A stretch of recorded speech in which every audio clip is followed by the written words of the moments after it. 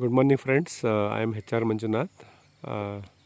Today I am at Somanhalli farm of Mr. Vajiralli Manjunath sir. So this farm we are planting today the macadamia, the dry nut plant, and we also grown this green manuring plants. You can see here sunflower is grown up well. So much of diversity we have created now for the green manuring, followed by now the 12 by 12 grid planting of the commercial crop macadamia is happening today. So the whole idea is to make this farm self-sustainable in the framework of natural farming.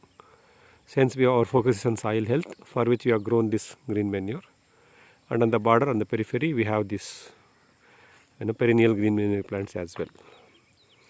So we're going to upload more videos about this farm progress.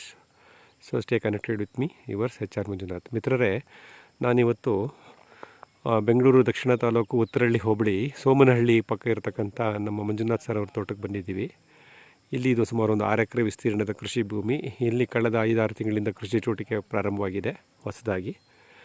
ನಾವು 12x12 ಈ ಅಂತರದಲ್ಲಿ ಗುಂಡಿಗಳನ್ನು ಮಾಡಿಕೊಂಡು ಮತ್ತು ಒಳ ರಸ್ತೆಗಳನ್ನು ನಿರ್ಮಾಣ ಮಾಡಿ ವಿಂಕ್ಲರ್ ಸಿಸ್ಟಮ್ ಇರಿಗೇಷನ್ ಎಲ್ಲ ರೆಡಿ ಮಾಡ್ಕೊಂಡ್ವಿ. ನಂತರ ಇವಾಗ ಇದು 2ನೇ ಸಲ ನಾವು ಹಸಿರೆಲೆ ಗೊಬ್ಬರದ ಗಿಡಗಳನ್ನು ಬೆಳೆದಿದ್ದೀವಿ. ಮೊದಲನೇ ಸಲ ಅಕ್ಟೋಬರ್ನಲ್ಲಿ ಸೆಣಬು ಡೇಂಚ ಬೆಳೆದಿದ್ವಿ.